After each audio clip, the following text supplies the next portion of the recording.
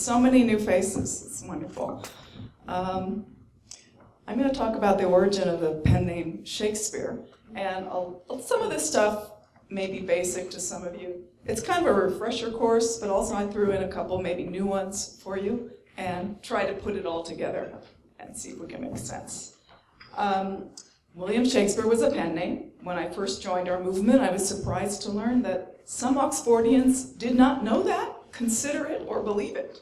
They just knew that the Earl of Oxford was the real author. But the great author told us in 3 instances that William Shakespeare was a pseudonym. He did so in the first person. He called his poem Venus and Adonis the first heir of my invention.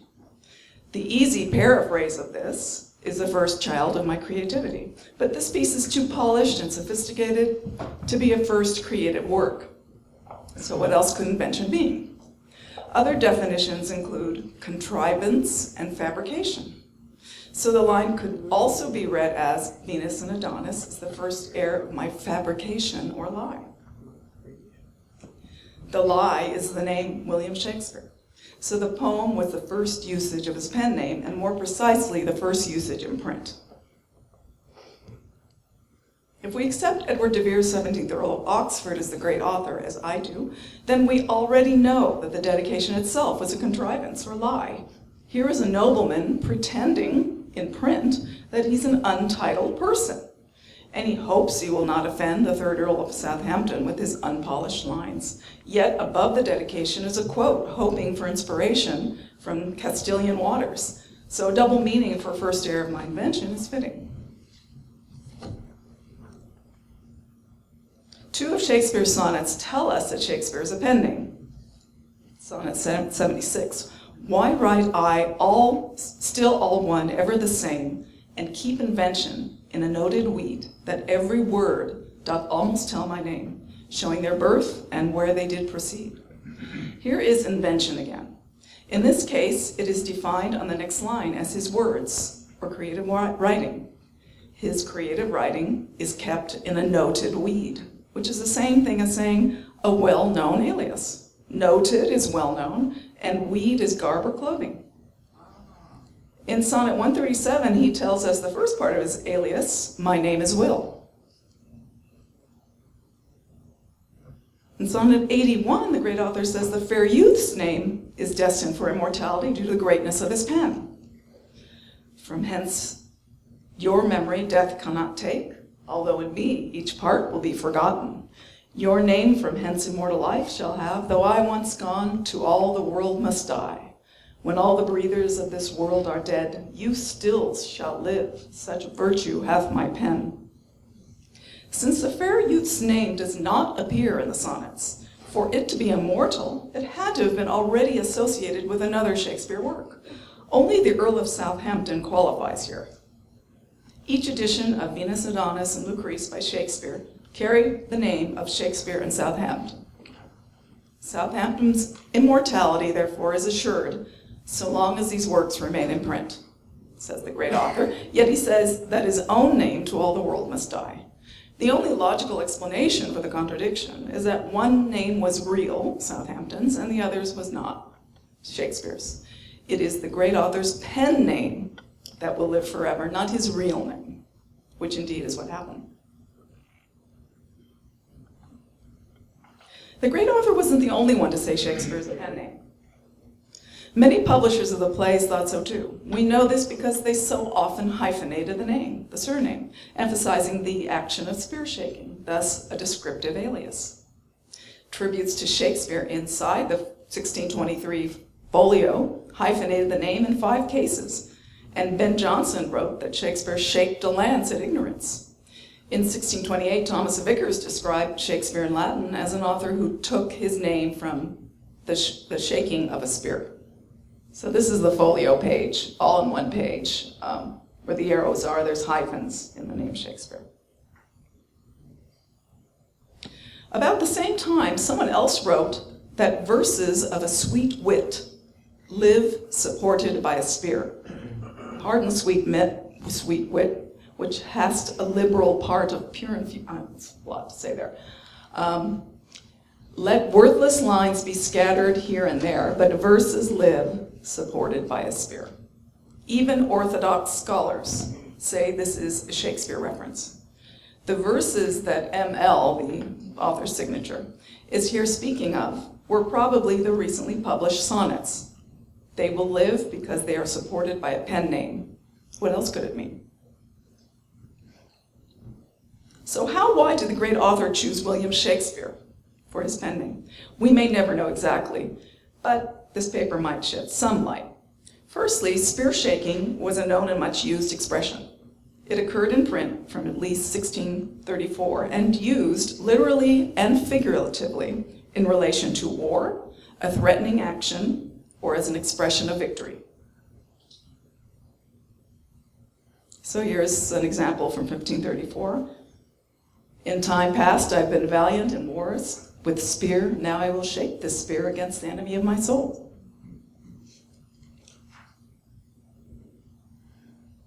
The like appeared unto Maccabeus, a horseman in shining armor, all of gold, shaking his spear to signify the famous victory that Maccabeus should obtain.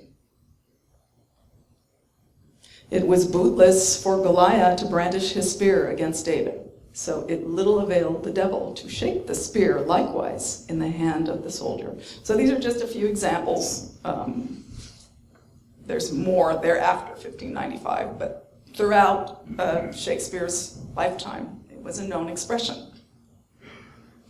Also, Shakespeare was not an uncommon surname and was even found in court circles. Charlotte Stopes discovered a document putting a Thomas Shakespeare in the treasurer of the chamber accounts.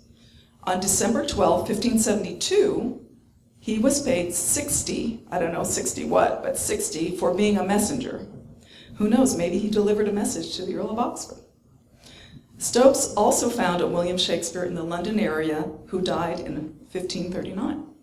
So that name was out there.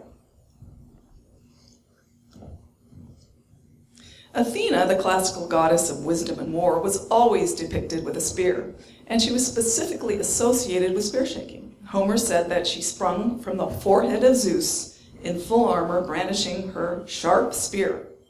Her second name, Pallas, derives from Palain, Greek to brandish or to shake. Here is an Elizabethan explanation of her name. Pallas was so called because she slew Pallas a giant, or of shaking her spear. And this was in print. In the 16th and 17th centuries, Athena was often called Pallas, and by her ancient Roman name Minerva, or by a combination of these names. While we cannot be certain that the pen name referred to the goddess, it is certain that writers called upon her to inspire their poems and plays. Minerva was thought the patroness of all wit, wrote Erasmus in 1539. In 1560, Jasper Heywood envisions a conversation with the ancient dramatist Seneca, seeking advice for translating his Latin tragedy, Thyestes. Seneca tells him to go where Minerva's men and finest wits do swarm, whom she hath taught to pass with pen. In Lincoln's Inn and Temple's twain, Gray's Inn and other more, thou shalt them find whose painful pen thy verse shall flourish so, that Melpomene thou wouldst well ween had taught them for to write.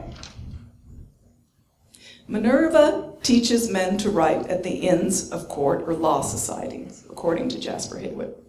And Minerva's men are so good, says Seneca, you'd think that the muse of tragedy had taught them. The inns of court were famous for producing plays written and acted by students. Heywood himself attended Gray's Inn. Did Grayans call themselves Minerva's men? We don't know, but we do know that the Earl of Oxford attended Gray's Inn 6 years later after this was printed. As noted by Alexander Waugh, Arthur Brooke called upon Pallas, along with the Muses and the Fates, to help him write Romeus and Juliet in 1562. And the quote is, "Help, learned Pallas, help, ye Muses, with your art."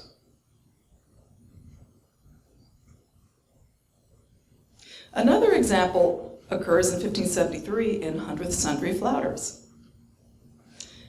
And here's the quote: "For Pallas first, whose filed flowing skill should guide my pen some pleasant words to write, with angry mood hath framed a froward will to dash device as oft as I indite.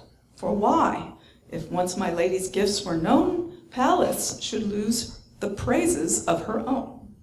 So in essence, what this author is saying is Pallas is called upon first to guide this poet's pen, but instead she frustrates him because he believes she's jealous of the lady he praises.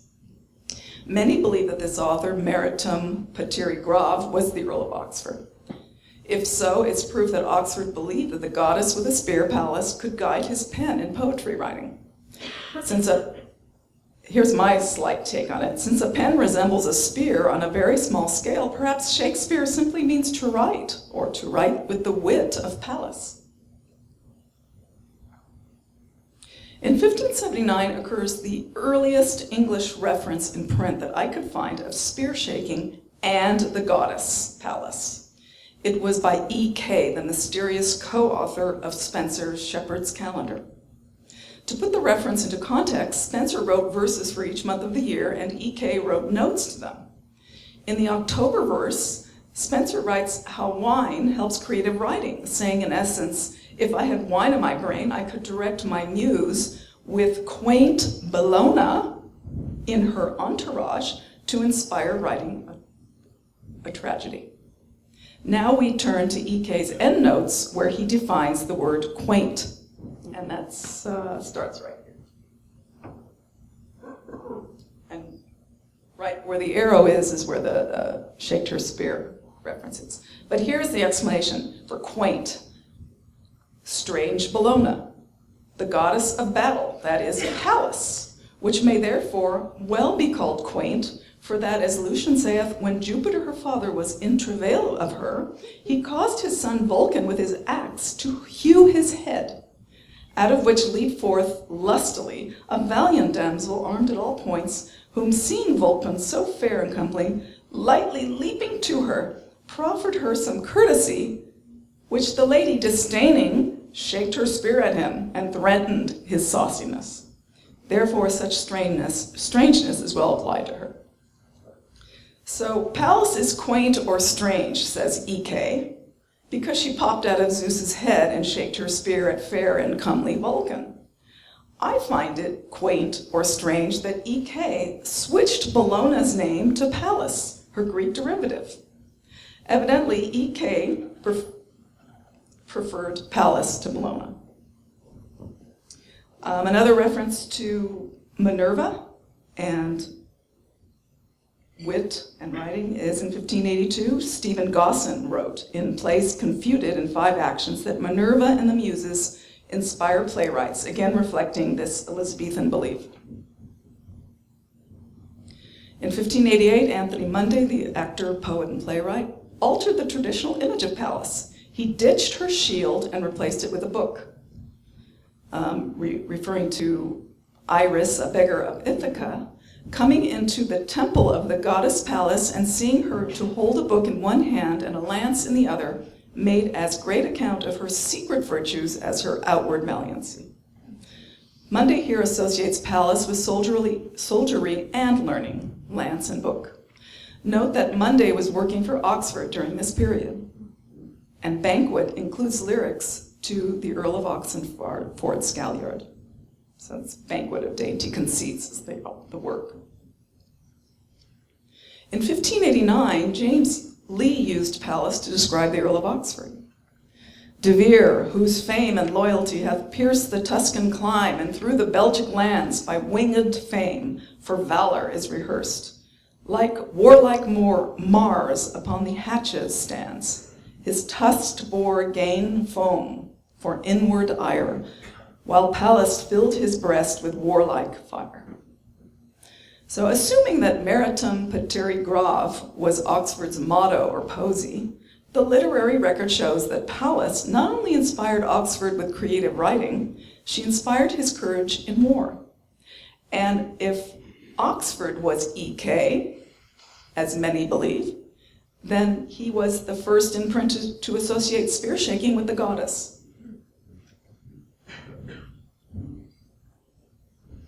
Now we turn to the fateful year of 1593 when the poem Venus and Adonis debuts, as well as the name William Shakespeare.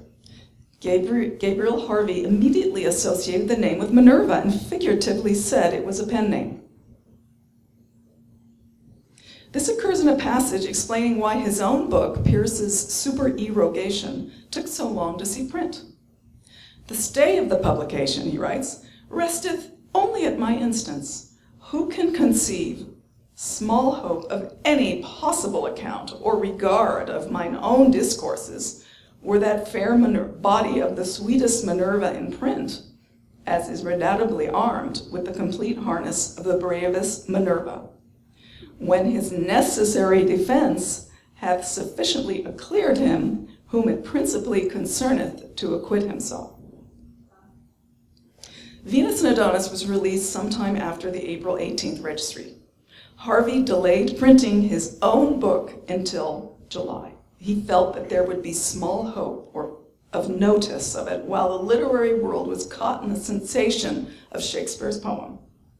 In the same sentence, Harvey referred to Venus and Adonis that it is redoubtably armed with the complete harness of the bravest Minerva. Traditionally, the goddess's complete harness includes a spear. And what a coincidence, the author of Venus and Adonis has spear in his name. Harvey, therefore, unquestionably alludes to Shakespeare. The pen name, William Shakespeare, is the armor of Venus and Adonis, and Harvey says it's the author's necessary defense.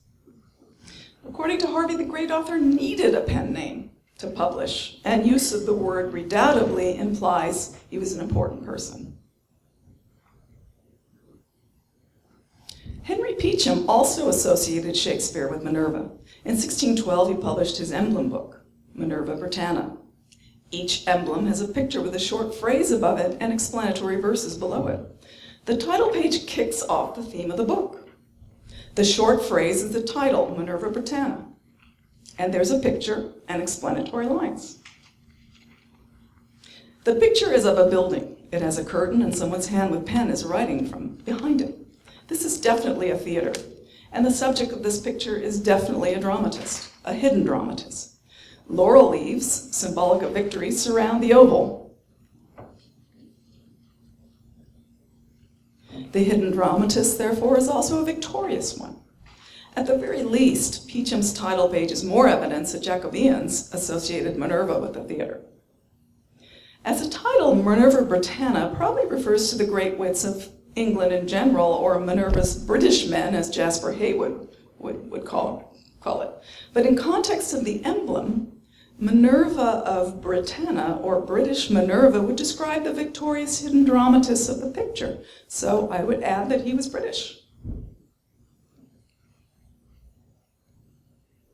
Peacham gave us another clue about the victorious hidden British dramatist. He is dead. Look at the construction of the entire title page. It resembles a wall monument to a deceased person, even similar to the one in Stratford-on-Avon. Of course, the Stratford man was still alive at this time. Peacham's title page is his monument to him, in my opinion. The Latin verses also imply this. Vivitor ingenio, that's in the scroll. I know a lot has been written about the interpretation. But vivitor ingenio translates as his genius abides, or to paraphrase Naomi Maigret, one's memory lives on via one's genius. Satiri mortis erunt translates as everything else will be obliterated by death.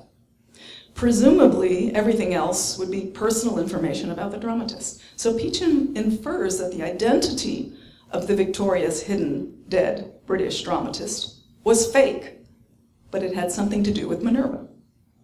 This description fits William Shakespeare to a T. As soon as the Shakespeare name appeared in print, it was associated with Minerva, with Gabriel Harvey, the goddess with the spear, and implied the name was part of his armor.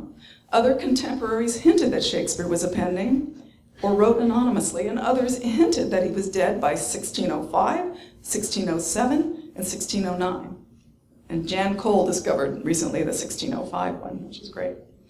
Francis Mears said in 1598 that if the muses could speak English, they would speak Shakespeare.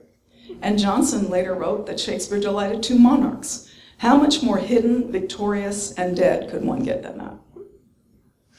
One wonders if Johnson's line in his first folio elegy to Shakespeare, "Triumph, my Britain," was inspired by Peacham's title. Interestingly, Peacham contributed to Shakespeare's anonymity in his book. He alluded to Shakespeare's work twice, but in each case did not name him or the work. He refers to Venus and Adonis on page 169, and that's on the left side. He uses the word Venus and her Adon fair, and then of course you have the boar scene. Which fiction, though devised by poet's brain, is the relative point here.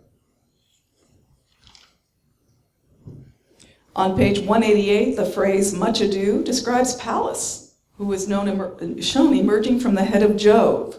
Both occur in one line. That's where the arrow is. By cutting with an axe his skull in two, his meaning Jove's, when issueth Pallas forth, which much ado. And Pallas is in all caps.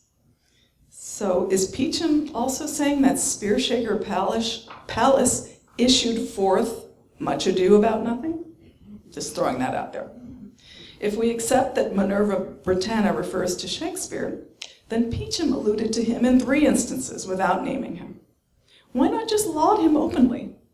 In 1612, when this was written, it was evidently dangerous to do so.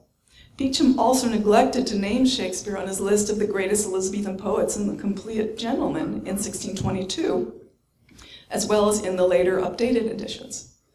This apparent danger continued until at least 1640, when an anonymous writer said, "Shakespeare, we must be silent in thy praise." During this period, I learned that Pallas, the goddess, was also spelled in some instances as Palace, P-A-L-L-A-C-E, as in the royal residence. Could that be a further layer of meaning? That not only did the spear-shaking goddess inspire Shakespeare, so did the lady in the palace, i.e. Queen Elizabeth? Interestingly, Thomas Blennerhassett wrote a story in 1582 about how the gods wanted to give planet Earth a new Minerva, and they chose Queen Elizabeth. It was titled A Revelation of the True Minerva. This is 1582. As already mentioned, when Venus and Adonis was published, Gabriel Harvey immediately associated Shakespeare's name with the goddess. A few months later, however, poet Thomas Edwards associated it with tilting under friaries. I cut the quote a lot. I cut a lot out of this, for time purposes.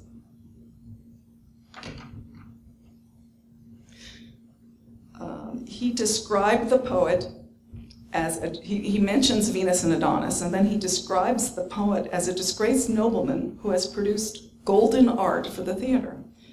Although he differs much from men tilting under friaries, yet his golden art might woo us to have honored him with bays. So tilting is another term for jousting. And friaries, I'm thinking that friaries is a reference to the Blackfriars Theater. When Edwards wrote this reference, the Blackfriars Theaters was not open. It had been closed. It was open from 1576 to 1583. So if he is referring to William Shakespeare, then that's when he was writing, in the 76 to 83. I mean, it's you can look at it in that way. A spear shaker describes a jouster as demonstrated in this 1585 passage. The quivering spear to shake at tilt and tourney eke, the appoint for 4 and 20 days, which number of just of Britain peers as challengers forthways.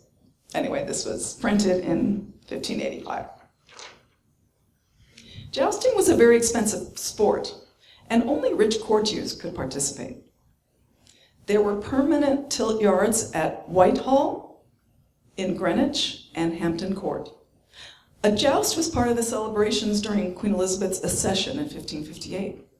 According to surviving records, joust occurred almost every year of her reign, with the exception of a 5-year period starting around 1565.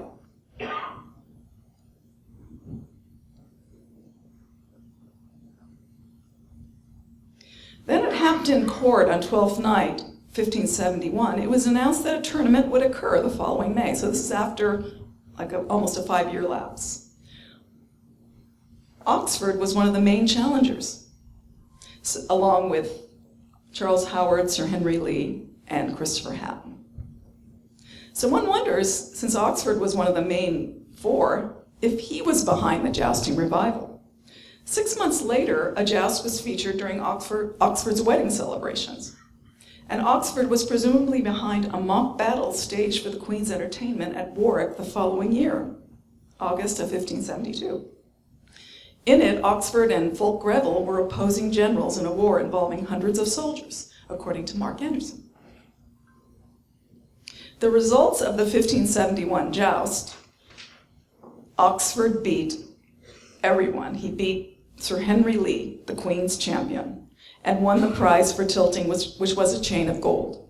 And this is an excerpt from Holinshed's Chronicles of 1577, and it starts on the left column and it ends over there, and it reads, "The 1st, the 2nd, and the 3rd of May was holden at Westminster before the Queen's Majesty a solemn joust at the tilt, tourney, and barriers. The challengers were Edward Earl of Oxford, Charles Howard, Sir Henry Lee, and Christopher Hatton, who all did very valiantly, but the chief honor was given to the Earl of Oxford."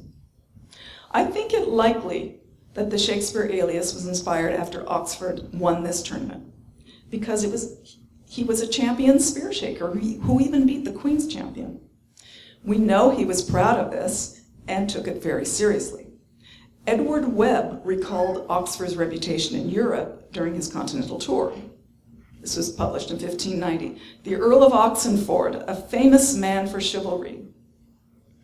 At what time he traveled into foreign countries, being then personally present, made it there a challenge against all manner of persons whatsoever, and at all manner of weapons, as tournaments, barriers, with horse and armor, to fight a combat with any whatsoever, in defense of his prince and country.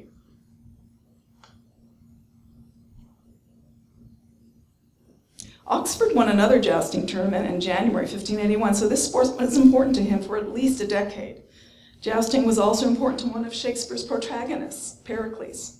His fortunes improved after he won a tournament, even though it was anachronistic for the era it was set.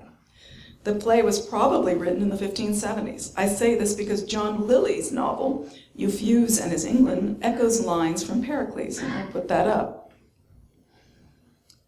No, for as the torch turned downward is extinguished with the self-same wax which was the cause of his light. And then if you just, on the other side, in Pericles, Thasia describes one of the impresses, a burning torch that's turned upside down. The word, I don't know how to say that, he melit, me extinguit. He nourishes, he extinguishes me. So anyway, you can see a parallel right there.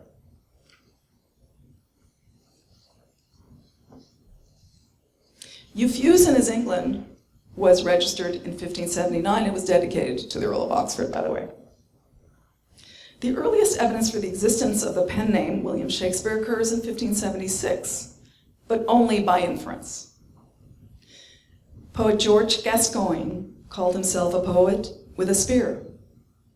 He did so in a sonnet affixed to his manuscript, The Tales of Hermides the Hermit, which he presented to the Queen on New Year's Day, 1576. The title page is a drawing showing Gascoigne kneeling before her in one hand, holding a manuscript, and the other a spear. You can see. Actually, I believe he drew this. The sonnet starts, "Behold, good Queen, a poet with a spear.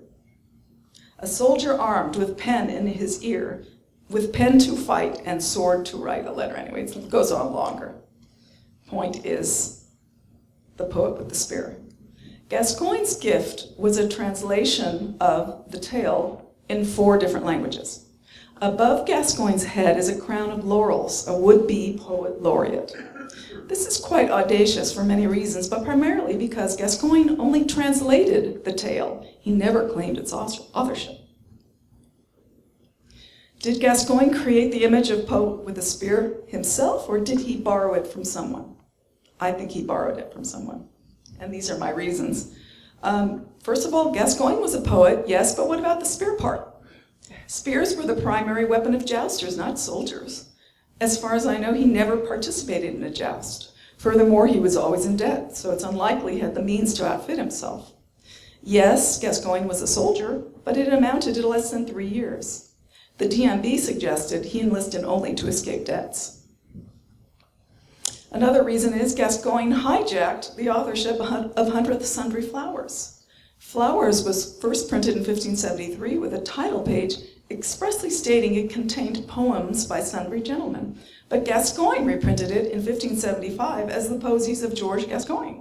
So Gascoigne was now taking credit for all the posies or signatures in the book. It was perhaps tit for tat since the first edition was also unauthorized, as Gascoigne was in Europe when it was published. It's true that a good portion of the work is by Gascoigne, but it is certain that poems signed Fortunatus in Felix, the fortunate unhappy, were by Christopher Hatton.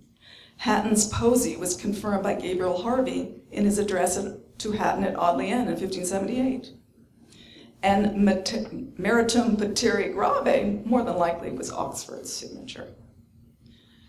Another reason to believe it was Gascoigne had copied the title page image of a book by John Bale, published in 1548. So you can see the 1548 title page by John Bale and Gascoigne's work. So a lot of parallels there. The final and most powerful reason that Gascoigne imitated the Shakespeare pen name is that soon after Gascoigne's New Year's gift to the Queen, he suddenly abandoned the poet with the spear image and replaced it with a new one, the poet with a harquebus, or a rifle, seen here. This is the steel glass. On the opposite side of the rifle, or harquebus, are books, quill, and ink, with Gascoigne's mug in between. Why did Gascoigne drop the poet with the spear posy so quickly? Perhaps the date on the dedication letter is a clue. April 15, 1576. At this time, Oxford was returned to England from his European tour. He landed at Dover on April 20th. That's 5 days later. Gascoigne apparently knew Oxford was on his way home and quickly changed symbols. If Gascoigne indeed borrowed the poet with the spear posy, then we can assume that the great author was using Shakespeare as a nom de plume before 1576. Oxford was away in Europe for most of 75, dating its creation to before that. Furthermore, in 1578, Gabriel Harvey hinted at Oxford's spear pen name when he publicly stated to him in Latin, "Thy will shakes spears." This is Andy Hannis's controversial translation. He explained it should actually read, "Thy look shakes missiles." But a 1542 Latin dictionary defined voltus, or look, as will. For the missiles part, Hannis referred to the previous line in Harvey's address, "Minerva lies hidden in your right hand." Minerva usually holds a spear, thus the inference of shaking spears rather than missiles. Harvey well knew Oxford, so "Thy will shake spears" most likely punned on Oxford's pen name. If true, then Harvey's line is more evidence that Will and Shakespeare were being used together as a pen name as early as 1578. Why the first name William? An Oxfordian perspective is translate the Latin vir into English and you get spring, a month. Another meaning for spring in Middle English is well, like water, also spelled like will. So by way of Latin and Middle English, vir becomes will, i.e. vir Shakespeare, or vir the spear shaker. William can also be read as will I am, or vir I am. So Gascoigne hints at the Shakespeare surname in 1576. Harvey puns on the full name in 1578 in Latin. Then in 79 emerges a reference in English to the first name. A character named Willie, a poet, appears in Spenser's Shepherd's Calendar. Many characters in the calendar, according to co-author E.K., represented real people, acquaintances of Spenser. For example, Colin Clout is Spenser and Hobbinall is Gabriel Harvey. In the August Eclogue, Shepherd's Willie and Perigot are in a poetry match. Charlton Ogburn probably was the first to posit that Willie is Shakespeare Oxford and Perigot is Sir Philip Sidney, who is praised on the work's title page. Ogburn also noted that the poetry match opened with an allusion to Oxford's poem, Were I King, which is in bold up there, to which Sidney had made a poetic answer. So it's a parallel right there. This is more evidence that Willie and Perigot were Oxford and Sidney. So I'm just not going to read it all, but were for a king right off the back, reference to Oxford's poem. It fell upon a holy eve, hey-ho holiday, when holy fathers want to shrieve, etc. So hey-ho is repeated.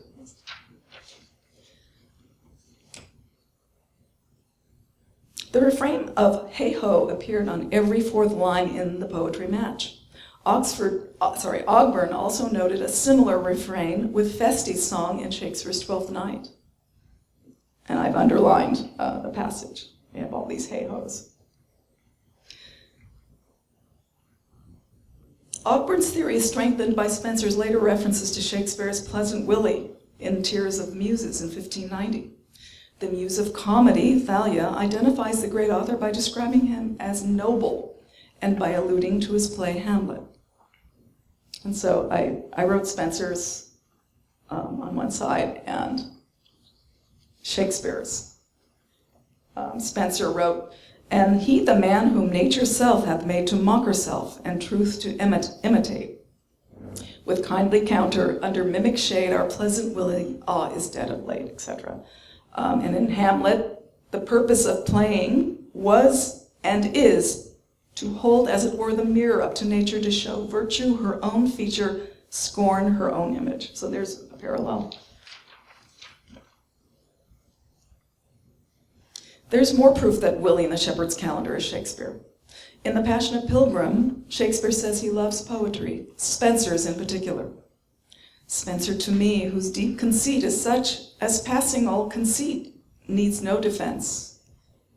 And I in deep delight am chiefly drowned when as himself to singing he betakes. Willie in the Shepherd's Calendar repeats this sentiment about Colin, who was Spenser, when Cuddy offers to read Colin's poem, and Willie says, "Faith of my soul, thou shalt crowned be in Colin's stead, if thou this song read, for never thing on earth so pleaseth me as him to hear, or matter of his deed." Shakespeare's surname was punned upon in the anonymous play Histriomastix. Although first printed in 1610, some Orthodox scholars date it to no later than 1591. I put it at circa 1589. Histriomastix centers upon an acting troupe.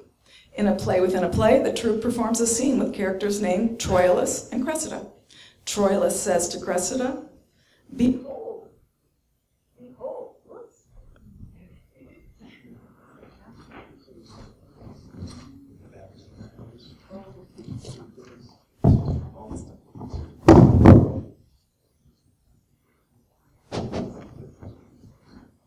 "Behold, behold thy garter blue, thy knight in his valiant elbow wears, that when he shakes his furious spear, thy foe in shivering fearful sword," blah, blah, blah. The allusions to Shakespeare and his play, Troilus and Cressida, are unmistakable. It not only puts the composition date for Shakespeare's play before 1591, or I think 1589, instead of orthodoxy 1601, it shows us by inference that the name Shakespeare was associated with dramatic writing at this time, perhaps the earliest example. Another inferred reference to Shakespeare occurs in 1591, with Spenser's description of the poet Etion, who doth like himself heroically sound. Only Shakespeare's warlike name fits this description. In 1592, Thomas Nash dedicates Strange News to gentle Master William. He's described as a prolific poet who has a dungeon dagger and is also called Will Monarchs with his great dagger, both wills with special swords, which suggests William Shakespeare. Nash was the first to use the full name William as opposed to the previous used Will and Willie.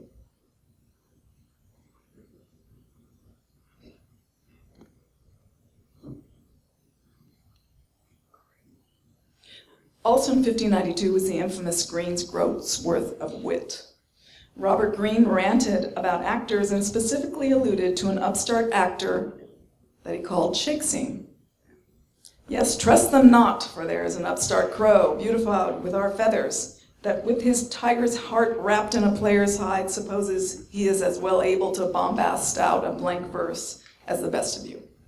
And being an absolute Johannes factotum is in his own conceit that only Shakespeare in a country.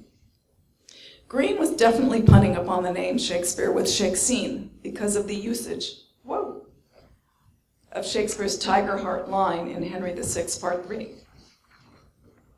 By including a hyphen in Shakespeare, it's okay.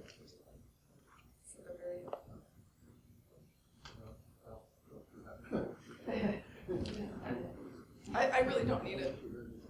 No. I think we all know Greene's quote.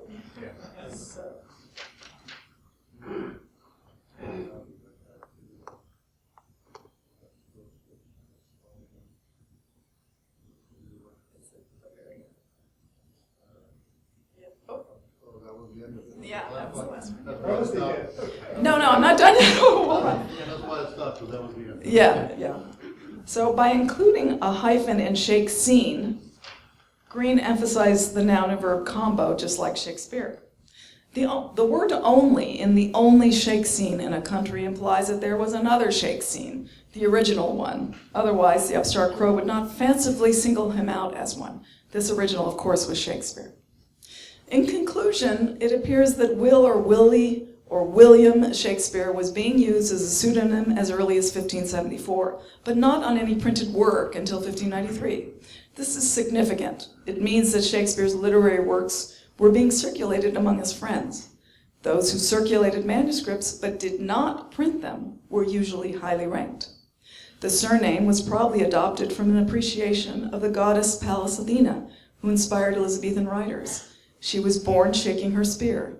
Spear shaking also describes a tournament jouster, and the Earl of Oxford was a proud champion of 2 tournaments, the first in 1571.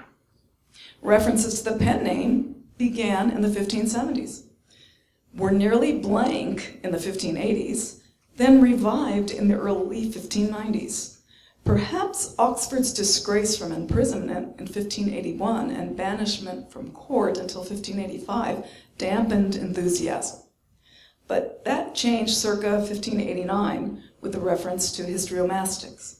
Around this time, Shakespeare's sonnets were circulating, and Oxford was praised for his poetry and comedy writing and art of English poesy. After William Shakespeare finally appeared in print, the name, in 1593, other writers started to reveal more about him in bits and pieces, that the great author was a nobleman, and that he was using a pen name. Cryptic comments about Shakespeare continued until about 1640. Although Shakespeare was often published with a hyphen, the great author did not include it in his authorized poems, Venus and Adonis and Lucrece. This changed when the poem, The Phoenix and the Turtle, published in Chester's Love's Martyr, included a hyphen in his surname. Love's Martyr was published in the latter half of 1601. So at this point, the great author evidently wanted people to know that William Shakespeare was a pseudonym. Something very important happened that year, but that's another paper. If we accept references to the pen name in the 1570s, then the idea that the great author chose William Shakespeare of Stratford as a frontman is invalid.